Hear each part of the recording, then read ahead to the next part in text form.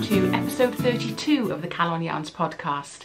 My name is Lynn and I'm coming to you from Cardiff in Wales in the UK, and this is a knitting, crochet, sometimes spinning, sometimes dyeing, but always fibre-based podcast.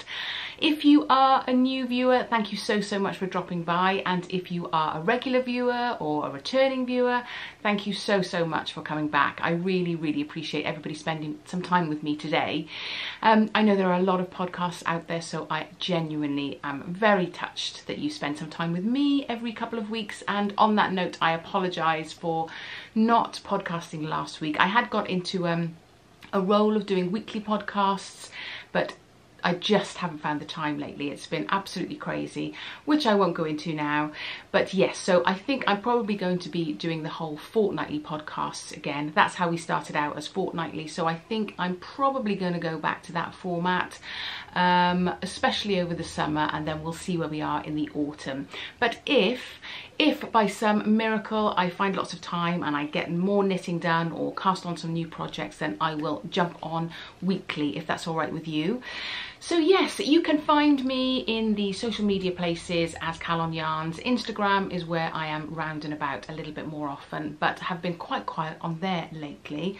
Have been scrolling through, checking out what's going on, but my phone is about to die. Yes, it's, you know, it's that time when you're about 2 or 3 weeks towards the end of the contract and all of a sudden it starts to throw off apps and you can't take any more photos and you've got to delete a photo to take another photo, and it's just at that point now.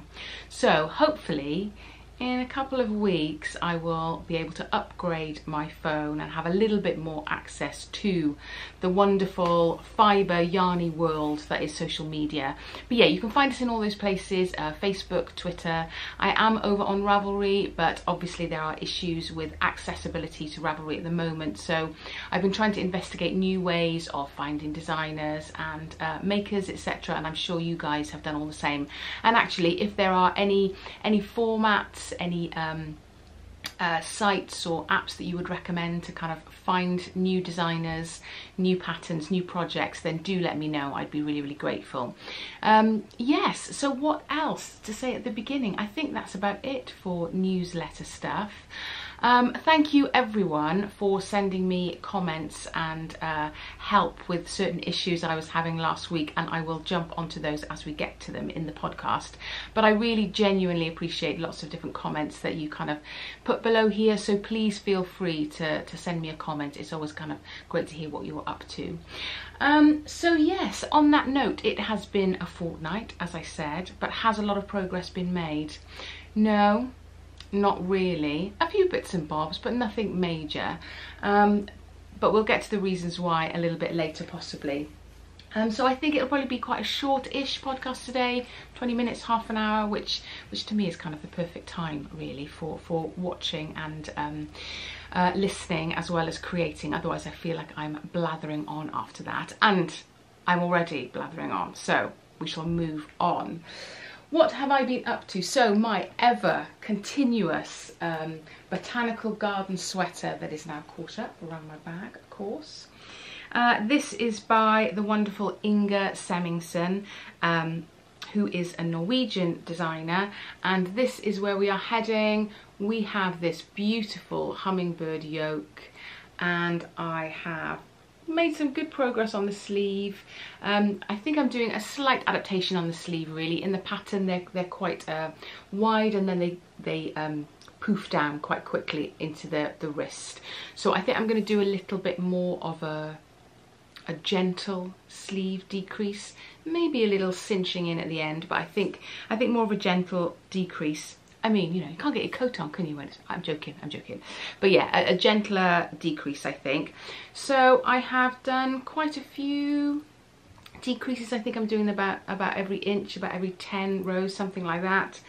I'm not too fussy on doing them exactly right. So they're between 8 and 10 rows. I'll do a little decrease, and I'm kind of trying it on every now and again. I've finished the body as far as I think, so I've left the needle in there so that if I want to add a little more or take a little bit away once the sleeves are done and I can kind of put it on properly, then I will do that. I've got a couple of different lengths of the needle size, so I can kind of leave that needle in there, thank goodness, because you know, taking it off and putting it on a scrap bit of yarn takes time, and who has that? So I would rather deal with the difficulty of getting stabbed in the face with the needle still in than taking the time to put it on scrap yarn and be safe and proper. But there we go. And I think, to be honest, because projects aren't coming in and out of the bag as much as they usually do because of the situation we're in with lockdown, etc., nothing sort of gets tucked away properly anymore. It just kind of gets gently rested on top of the project bag, because otherwise, yes, I think having these rogue needles would probably cause me some issues. But yeah, I don't know if you're the same. I don't, my project bags don't seem to leave the house anymore because I'm not out for any length of time. Yes, so I'm really pleased, as I think I said last week. I can't wait to have this done and dusted. I can't wait to have the time to kind of sit down and just whiz through the sleeves and get them done so I can try it on properly. But her patterns are lovely. She has a few patterns that are just beautiful, different kind of cabled yokes and patterned yokes, short sleeves, puffy sleeves, long sleeves. So do check out her stuff. It is very pretty, very lovely indeed. What else to say about that I haven't said before? Nothing really, but if you're new here, it is a 4-ply sock yarn, a gradient colour for the yoke, and then just undyed for the main body of the sweater. It's on a 2.25 and a 2.75. I know. Now you know why it's taken me quite a while. So the stitches are really quite delicate, but it's lovely to knit with. I think it's a merino 80/20 merino nylon mix from Yarn Undyed, the company based in the UK, and it's beautifully soft, really lovely, and has a really great stitch definition, so I'm very pleased with that. But it is a superwash, which is why I'm a little bit cautious about the length, because I know superwash can stretch a little bit, so I just need to keep an eye on that. And the weight of the sweater can sometimes obviously stretch it a little bit more, so yeah, I want to put it on once everything is done and then kind of feel how much I think it might stretch. It's a good length of twisted rib at the end, so I think it should hold up a little bit better, but we shall see. Yeah, so that's one of the works in progress. My second work in progress was a bit of a cheeky cast on last week, and it is my 3rd or 4th Ranunculus. I'm not sure how many I have done, but I'm doing this one in a lace weight yarn, and it was a yarn that I had in my stash a long time, and it was a real, or it is a real luxury yarn. It is baby camel and silk. Let's just see if it'll focus on there. So you can see that silk is giving it an absolutely beautiful sheen, and it's a deep denim colour. It really looks like you know, this kind of washed blue jeans, proper blue jeans, the Wrangler blue jeans. It is a glorious colour. I really love this colour. It's one of my favourite colours. And strangely, I was looking at the yarn dyer who is Artisan Yarns, or was Artisan Yarns, and I couldn't find them anymore.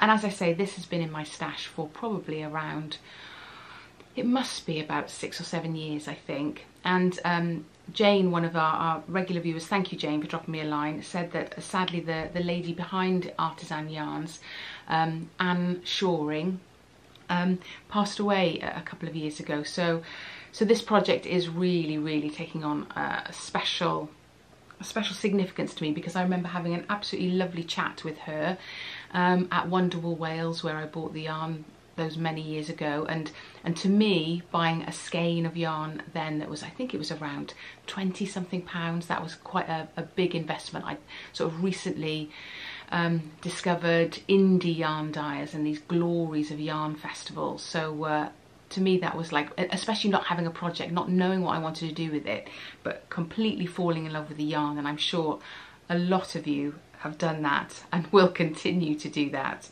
So yeah, I remember having a lovely chat with her, and her saying, you know, if it calls you, then you should buy it, the project will arrive. And yes, it did. The project has arrived, so I'm really, really pleased that I have that yarn and I've matched it up with a pattern that I know I love and wear my other ranunculi a lot. So thank you for telling me that, Jane, and I think it really makes this very special now. So yeah, it is the Ranunculus sweater by Knit Cafe Midori, and you can't really see it because it is a lace weight, and it's got a lovely, I wonder if I do one side, it's got a really simple sort of twisted stitch yoke. I'm going to do long sleeves. My others have been short sleeves, so I've divided for the sleeves there, and now I am just stocking stitch down the body. It's on 6mm needles, hence why it's so open. But the yarn is so drapey and beautiful. I think it's going to have a really lovely open texture for the summer. Very often they're done with a 4-ply and a mohair together, and I've done one of those. And again, it gives a nice fluffy texture. It's not stiff, they're always very lightweight. But I did a lace version for my daughter, must be about a year ago now, I think. So as I was deep stash diving, as we do, and I saw this and thought, oh, there's about 800 meters there, I could probably do a ranunculus with the long sleeves, and I don't seem to have eaten into the skein at all. So yeah, I think I'll be able to get some nice long sleeves in that, a nice drapey fabric that will be perfect for the summer. Cozy but cool, I think. So yes, that project, as I say, has taken on a different significance now, and I know I will absolutely love that once it's done. So we're onto the home straight, really, because when you're knitting with lace on those bigger needle sizes, it can be tricky when you are trying to do those slip stitches or combined stitches, so because they keep kind of popping off the needle. So yeah, now I'm on the stocking stitch bit, it should go a little bit quicker, and especially being on those larger needle sizes. So yeah, that is ticking away. What else? Knitting wise, not a great deal to shout about. I have my little hide and hammer, my cozy little bag, and I have just balled up some yarn from stash from KZip Knits, and this was some yarn I did a pair of socks with a while ago and forgot that it was supposed to have contrast heels and toes. So I've still got quite a bit of it left, so I have separated the balls of yarn. So this is for one sock. We'll see how far I get to knit up another pair, and I think I'll probably do Hermione's everyday socks. But again, it is curious. Normally I've got socks on the go all the time and they're ticking away all the time, but because I'm not popping out for coffee with mates, or going and sitting down the bay or by the sea or anywhere for an hour, my little sock projects haven't really had much time, hadn't really had much attention maybe. So yeah, they kind of sit in their bag for quite a long time, because I'm working at home at the moment, as most of you know, and I think, what are we now, 4 months in? And it's weird, isn't it, for those of you that are doing the same, how it sort of takes over, because ordinarily I would work 9 till 6 or 8 till 5, that sort of time scale, and work is done and dusted. I would have a lunch break, I would probably have a coffee break if I'm not racing between lectures. But I just don't seem to do either of those things when I'm working from home, because it's easy just to grab a coffee and take it up to your desk, because there's no students or colleagues to chat to or distract you, or to chat about a session or a class or catch up with stuff.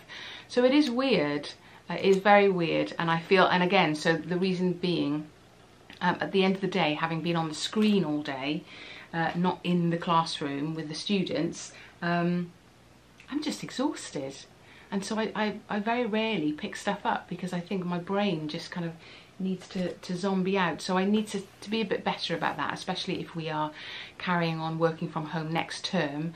I need to reconfigure, I think, my workspace so that I do turn off from my workspace.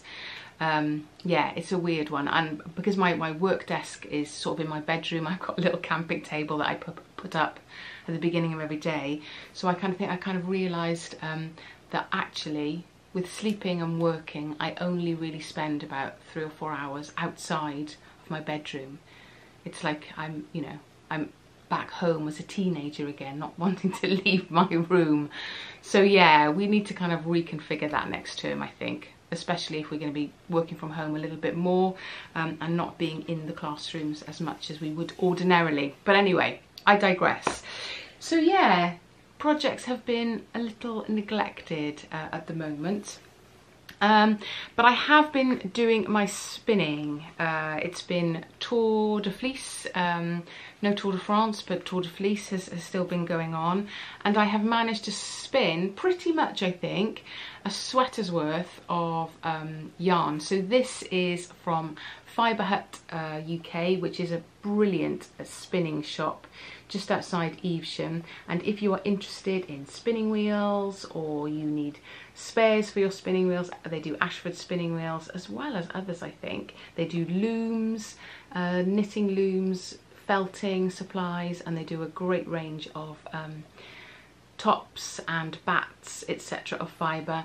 I am not sponsored, I just went there and learnt to spin, and it's a really lovely, lovely place. And with all small businesses at the moment that are really struggling after this coronavirus, or within this coronavirus, if you do have anything you need, you want advice on, or you need to get, then do pop along there. I'll put the details here, obviously. So this was when I bought my wheel and I had my class with Gay. This is some merino silk alpaca that I bought. I bought 200 grams. It's called Whisper Duck Egg. That's their little logo there, FibreHut little sheep there. And yeah, I am really, really pleased. And again, those of you that sent me messages, I am a beginner spinner, but those of you that sent me messages about how to prep the yarn, certain hints and tips around spinning the yarn, how to kind of set the twist, things like that, I really, really appreciate you taking the time to give me advice. It was so helpful, and keep it coming. I am more than happy to receive advice. And a big thank you to Julia of the Happy Knitting Podcast. If you are watching, Julia, thank you so much for all your help and encouragement. It's been really appreciated.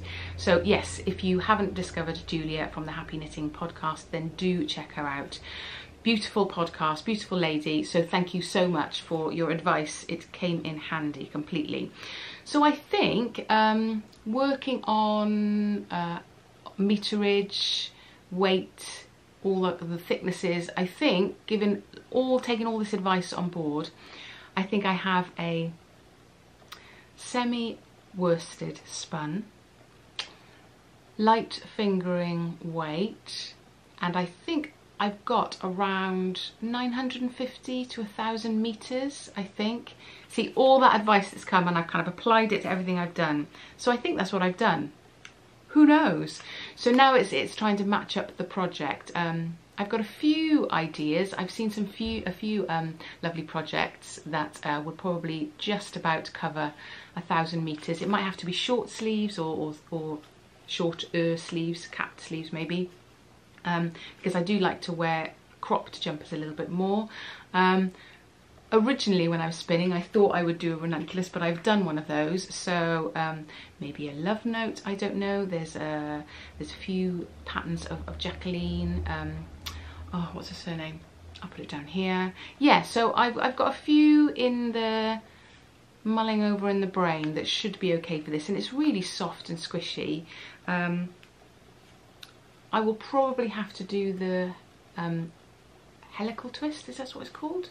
Where you use 2 skeins of yarn at the same time. Yeah, so that one is slightly different to the other. I think one is a bit more accomplished than the other, so we shall see. So yeah, I will do the 2 balls together, and so we should have some sort of consistency of texture through the sweater. But can you believe it? Yay! That looks like, you know, I might have bought it in a shop. How cool is that? So yeah, that has been really fun, and I think I got some more bobbins through from FibreHut the other day. It's a very swift service, thank you very much. So I'm probably going to start ticking away at my John Arbon Textiles fibre that I bought at Wonderwool, at Virtual Wonderwool, earlier this year. So yeah, that's sort of all I've been doing really. So if you are only here for the fibre content, thank you so much for joining us. There's not a great deal to discuss, so if you are a new viewer, then maybe pop back to one of the earlier episodes for a little bit more of a sense of what I've been up to recently. But yeah, time has evaded me at the moment. So it's been lovely to chat to you if you are leaving here. If not, if you're hanging around for a bit more blathering on, then how are you folks? I hope you've been okay.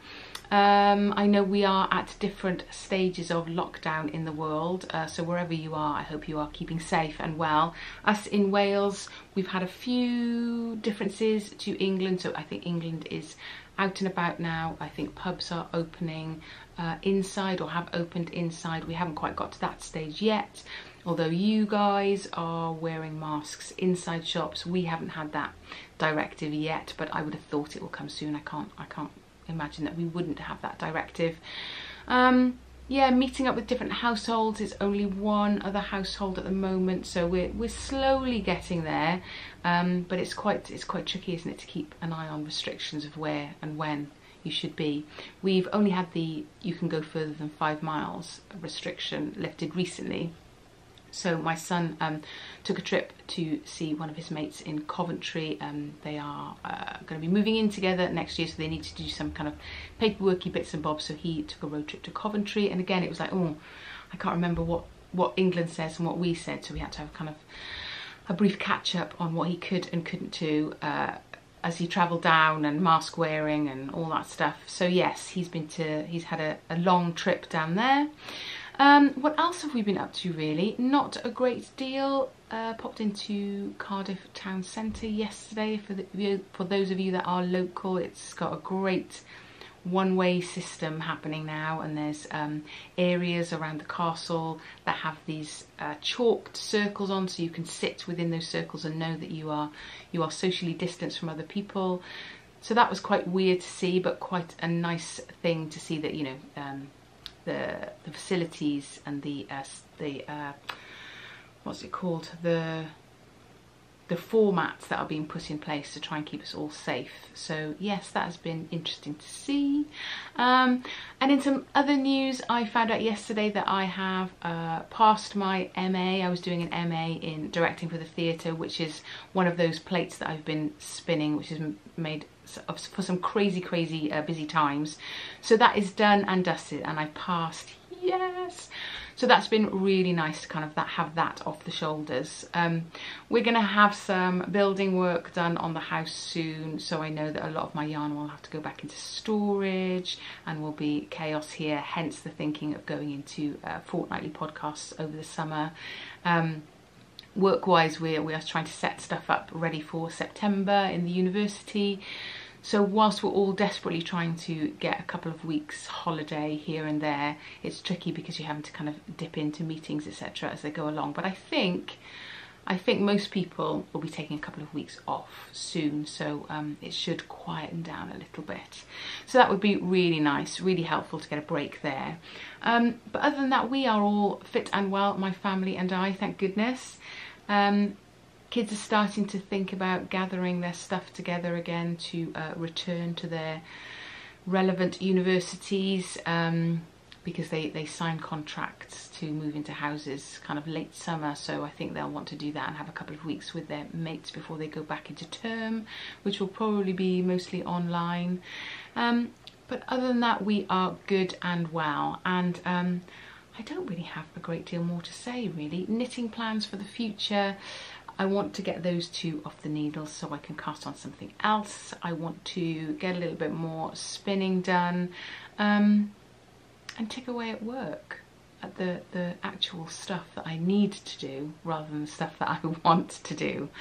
Anyway, I think I will leave you there, guys. That was short and sweet. I hope you are all okay. I hope your knitting or your crochet or your spinning is giving you plenty of joy. Keep safe, keep well, and I will catch up with you very soon. Diolch pawb, hwyl fawr, bye!